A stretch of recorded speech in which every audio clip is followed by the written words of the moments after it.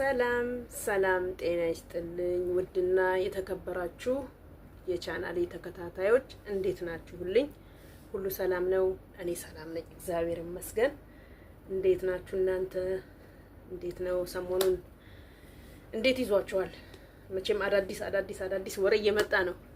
ወሬም ቢሆንም ቁም ነገር ነው። ቢሆንም ግን ያው እንደ ወቅቱ ሰርፕራይዝ የሆንበት ነገር ብዙ ነገሮች አሉ። በዚህ በሁለት ቀን ውስጥ ራሱ ብዙ ነገሮች ከሳምንት አልፎ በሁለት ቀን ውስጥ ራሱ ብዙ ለውጦች አሉ እና እንደምታውቁት እንግዲህ አዳዲስ ወሬዎችም ቢሆኑ ሰርፕራይዞችም ቢሆኑ ግን እውነትን የያዘ ነገር ስለሆነ ያው እንደማንኛውም ሰው የተሰማኝን ስሜት ወደ እናንተ ለማምጣት ፈልጌ ነው። ዛሬ በላይቭ ሳይሆን ባጭር ቪዲዮ ነው የመጣሁት፣ ሰዓት ስለረፈደብኝ ማለት ነው። በፊት ከዚህ ቀደም ብዬ ነበር መገባው ላይቭ። ዛሬ ግን ባጭር ቪዲዮ መምጣት ፈልጌ ነው። እንዴት አያችሁት? ጸጉሬን ዋው ነው። ፏ ብያለሁ። መቼም ፏ ብያለሁ እንዳቅሜ ማለት ነው። እና እላችኋለሁኝ ዛሬ እና ትናንትና ከትናንት ወዲያ የተፈጠረው ነገር እጅግ የሚያሳዝን እጅግ በጣም ከባድ የሆነ ነገር ነው። ያው መቼም ሰው በራሱ ሲደርስ አይደለም በሰው የደረሰው ነገር ነግበን የሚባል ነገር አለ። እኛም ነገ ምን እንደሚገጥመን ስለማናቅ፣ ምን ላይ እንደምንውል ስለማናቅ ነገሮች ትንሽ ነው ያልናቸው ነገሮች የምር ሆነው በጣም ሰፍተው በጣም በቃ አላለም ኦቨር ከሆኑ በኋላ ነው ስሜታችንን እንደሚጎዳ የምናውቀው። መጀመሪያ ላይ ቀለል አድርገን ልናየው እንችላለን።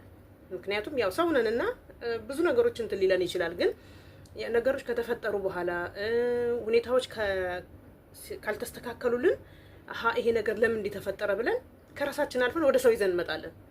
እና ይህን ሁለት ቀን የሰማነው ነገር በጣም እጅግ ከባድና በጣም የሚያሳዝን ነገር ነው። ትናንትና ላይቭ ላይ ያው እንትን ብያለሁኝ። እንደማንኛውም ሰው ቻናል ስላነሰ ስላደገ ሳይሆን ሀሳብ መግለጥ በጣም አስፈላጊ ነገር ነው። ምክንያቱም ሰዎች ነን እንዳልኳችሁ፣ ነገኛም ላይ ምን እንደሚፈጠር አናቅም። ነገሩ ላይ ጠለቅ ብለን ባንገባም ባናቅም ምንም ባንልም እንደተሰማንንና ምን እንደተፈጠረ የእያንዳንዳችን ሀሳብ ያስፈልጋል ለዚች ለምስኪን ሴት። ምክንያቱም ያመጣችበት መንገድ፣ ይህንን ገንዘብ ያገኘችበት ሀብት በጣም እጅግ በጣም ድካምና በጣም ልፋት በጣም ከሚባለው በላይ እውነቴን ነው የምላችሁ። መሮጥ ማለት አንድ ነጋዴ ገዝቶ ትርፍ ሳያገኝ ዋናውን ወይም ቢከስር የበለጠ ትርፋማ ነው የሚያስብለው። ገባችሁ? ሩጫ ማለት በጣም ከባድ ነው። በጣም ሞክረን ስላላየ ነው ሳይሆን ከነሱ ሁኔታ መረዳት እንችላለን። እርግጥም በጣም የሚከብድ ጉዳይ ነው። ስለዚህ የዚህን ያህል ዓመት በፍርድ ቤት ስትንገላታ ስትወጣ ስትወርድ ምንስ እንዳስነኳት፣ አሁን የሚባለው ምን እንዳስነኳት አይታወቅም ነው የሚባለው። የዚህን ያህል ንብረት አስባችሁታል? የዚህን ያህል ንብረት ስትበላ አሁን በጣም ለሁላችንም ያሳዘነ ጉዳይ ነው። መቼም በዚህ ጉዳይ ያላዘነ ሰው አለ ብዬ አልልም።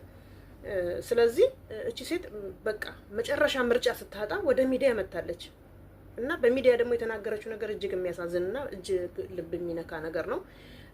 ካመጣጧ ጀምሮ ጭራሽ አነጋገሯ ራሱ በጣም ስነ ስርዓት የተሞላበት፣ የምታስረዳበት መንገድ በጣም መልካም የሆነ ነገር በቃ ጉዳቷ እንዳለ ሆኖ ማለት ነው። ይሄን ያህል አንዳንድ ሰዎች ብንሆን እናብዳለን፣ ጨርቃችንን ነው የምንጥለው። አስባችሁታል? በየት መንገድ እንደመጣ ብሩ ስለሚታወቅ ማለት ነው። የእነሱ እንትን በጣም ከባድ ነው። ስለዚህ ይሄ ጉዳይ ወደ መንግስትም ወደ ስፖርት ፌዴሬሽንም ደርሶ ጉዳዩን ልባት አሁን በቃ እሷ ወጣ ከተናገረች በኋላ ይሄም አለ ለካ ቢል ሁላችንም አይምሯችን ነቅቷል። ለካ እንደዚህ ነገር አለ። እኛ አይመስለንም ነበረ። ያው ይለፋሉ፣ ይጥራሉ፣ ይግራሉ፣ በራሳቸው መንገድ ነው ያን ገንዘብ የሚያገኙት። እንደ ሰው እንደ ሀገር ደስተኛ እንሆናለን አሸንፈው ሲመጡ። ግን ውስጣቸው ግን በጣም ትልቅ ችግር በጣም ከባድ ነገር እንዳለ አሁን ነው ነገሮች እየተገለጹ ሲመጡ ሁላችንም የተረዳንበት መንገድ ማለት ነው። ምክንያቱም ሰው እንዳልኳችሁ ካልደረሰበት ሊያውቀው አይችልም። አንድ ሰው አንድ ችግር ሲደርስበት ነው ስለ ሰው ችግር የሚረዳው የሚገባው። በእርግጥ ችግር በተለያየ መልኩ የተለያየ ነው። ማንም ሰው አንድ አይነት ችግር አይደርስበትም። ግን አንድ ሰው ሲጎዳ እኔ ካልደረሰብኝ በምንም ላውቀው አልችልም። ስለዚህ እቺ ሴት በጣም የምታሳዝንና በጣም ምስኪን የሆነች ሴት ነች። ካመጣጧ ካነሳሷ ተነስቶ ካስተዳደጓ ተነስቶ የተናገረችበት መንገድ የሁሉንም ኢትዮጵያዊ ልብ የሰበረ ነው በእውነት። እና ሀብት ንብረቷ የዚህን ያህል ሲሄድ የዚህን ያህል 10 መሬት ማለት እኔ እውነቴን ነው እንደዚህ አትሌቶች ይኖራቸዋል ብዬ ገምቼም አላውቅም። ግን አሁን እሷ ስትናገር እሷ በዚህ አቅም አሸንፋ ይህን ያህል ካላት ሌሎቹስ እነ ኃይሌ እነ ደራርቱ እነዚህ ሁሉ ምን ያህል ይኖራቸዋል ብሎ መገመት አያቅትም። ይሄ ደግሞ የልፋታቸውና የውጤታቸው ደም ተፍተው ነው። እንደም የሚባለው አትሌቶች ሽንታቸው ራሱ ደም እስከ መጥፋት ይደርሳሉ። እኔ ይሄን ስሰማ በጣም ነው የገረመኝ። ምክንያቱም ነገሮች ቀስ እያለ ነው ኢንፎርሜሽን የሚወጣው በእነሱም ዙሪያ ያለው ነገር ገባችሁ? እና ያው እነዚህ አትሌቶች በሚደርሳባቸው ጉዳይ በጣም እጅጉን ያሳዝናል። ግን እቺ ልጅ ደግሞ የበለጠ እንዴ ጎዳና ለወጣ ነው እስከ ማለት ድረስ በጣም ከባድ ነው። ደካማ እናት አላት፣ ቤተሰብ አላት። ከዚህም አልፎ እንደገና የምታሳድጋቸው ልጆች አሉ፣ 2 ልጆች እንደ ጉዲፈቻ ማለት ነው። ይሄ ራሱ ትልቅ መልካምነት ነው። እሷ በዚህ መንገድ ተጎርታ በዚህ መንገድ ብዙ መከራዋን አይታ ችግሯን አይታ እንደገና ሌላ ጉዲፈቻ ማሳደግ ማለት ቀላል አይደለም በዚህ ዘመን። እና ሀቋ ቢመለስላት ጥሩ ነው፣ ቢሰጣት ጥሩ ነው። እና ትናንትና በተባለው ነገር እንግዲህ እሷ ከትናንት ወዲያ ሁርልታ ነው ለሰይፉም በኢቢኤስ የተናገረችው እንደገና ደግሞ በኦሮሚያ ቻናል የተናገረችው ያው ሁለቱም አንድ አይነት ቃላት ነው፣ ምንም አይነት ልዩነት የለውም። እንደዛ ሆኖ ግን አሁን የሚባለው ምንድነው የልጁ ቤተሰቦች ደግሞ በራሳቸው መንገድ የራሳችን የምንለው መንገድ አለን እንደዚህ እያሉ እየተናገሩ ነው። ግን መንግስት ደግሞ ለዚች ልጅ መቆም አለበት፣ ሁኔታውን መመርመር አለበት። ይሄ ሁሉ ነገር መጣ የሚባለው እነዚህ በጴንጤዎች በፓስተሮች ጉዳይ ነው። ፓስተሮች ናቸው ደግሞ ወሰዱት የሚባለው አሁን ንብረቷን እነሱ ናቸው። በቃ ይሄ ምንድነው እንደውም አንዱ በሱ በኩል የመጣው ሰው ምን አለ፣ ይሄ መባ እንደ አስራት ማለት ነው መስጠት አለብሽ እንደዚህ ማድረግ አለብሽ እያሏት እያታለሉ የወሰዱት እነሱ ናቸው። እሱ ደግሞ ለምን ብሎ እንደ ተቃዋሚ ነበር የሚቆመው። ስለዚህ ይሄ ነገር እሱ ይሄን ነገር አላደረገም ብለው እያሉ ነው።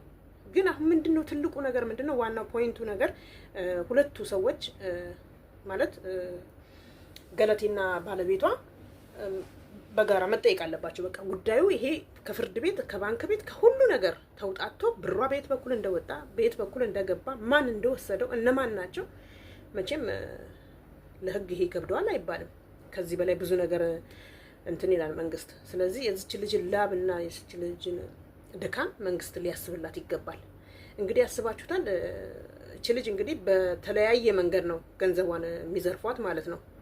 እንግዲህ ምን ቢያደርጓት ነው? ምንስ ቢያስነኳት ነው? አሁን ይሄ ሁሉም ጥያቄ ይሄ ነው።